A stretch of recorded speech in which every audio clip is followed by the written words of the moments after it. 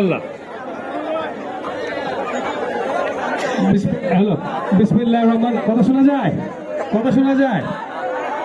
আচ্ছা, ঠিক আছে। বিসমিল্লাহির রহমানির রহিম।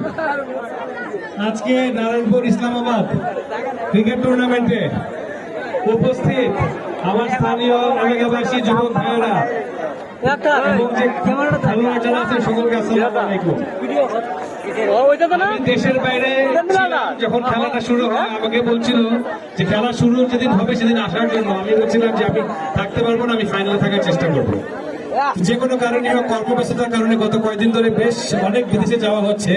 আসছি অনেকদিন পরে বাড়িতে, আবার চলে যাব। তখন শুনলাম যে ফাইনাল খেলা আছে, আপনার ফাইনাল খেলাটা তোমরা আয়োজন করে ফেলো, তাহলে আমার আস্তে আস্তে আমার দেরি হয়ে যাবে। এত অল্প সময়ের মধ্যে এত সুন্দর একটা আয়োজন আপনারা করতে পারছেন, এই জন্য আমি সর্বপ্রথমেই এলাকাবাসী যারা আছেন এবং এই টুর্নামেন্টের সাথে যারা সংশ্লিষ্ট তাদের সকলকে আমি ধন্যবাদ জানাচ্ছি। আমি অবাক হয়ে গেছি এত সুন্দর যোগ্যতা সম্পন্ন লোক আমাদের এলাকাতে আছে। আমাকে তারা এইটা দেখে আমার সাহস জাগছে, আমার বিশ্বাস জাগছে ইনশাল্লাহ আমরা যদি এক থাকি, আমরা যদি মিলেমিশে কাঁধে কাঁধ মিলে কাজ করতে পারি, তাহলে যে কোনো অসম্ভবকে আমরা সম্ভব করতে পারবো, যে কোনো বড় কাজকে আমরা আয়োজন করতে পারবো। এই খেলাধুলার ব্যাপারে সবসময় আমাদের পরিবারের পক্ষ থেকে একটা উৎসাহ দেওয়া হয়েছে। এই এলাকার একটা ইতিহাস আছে, একটা ঐতিহ্য আছে খেলাধুলার প্রতি, এবং আমাদের পরিবার থেকে আমরা দেই। আমি আজকে শুধু এতটুকুই বলবো, বক্তৃতা দিতে আমি আজকে আসি নেই, সময় কম।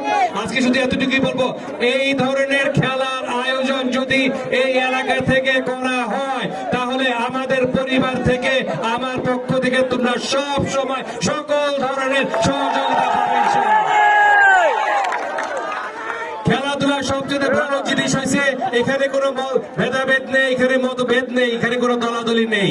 এখানে আমরা সবাই খেলতে আসি, খেলায় হার জিত থাকে। আজকে যারা চ্যাম্পিয়ন হয়েছে তাদেরকে মোবারকবাদ, যারা রানার্স আপ হয়েছে শুভেচ্ছা রইল আগামীতে ভালো করার জন্য।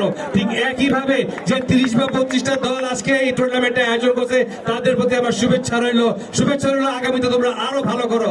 আমরা চাই খেলার মাধ্যমে আমাদের উন্নয়ন হাসিল করার জন্য, কিন্তু এই খেলার মাধ্যমে আমরা উন্নতি করার জন্য, এবং এই উন্নতিটাকেই আমরা প্রশ্রয় দেই, এই উন্নতিটাকেই আমরা প্রমোট করি, যাতে আমরা এই উন্নতিটাকে দেশ এবং এলাকার মধ্যে ছড়ায় ছিটিয়ে দিতে পারি। আমি বক্তৃতা দীর্ঘায়িত করবো না, একটা কথা শুধু দেখলাম, বুঝলাম, আমার এখানে প্লেয়ারের অভাব নাই, আমার এখানে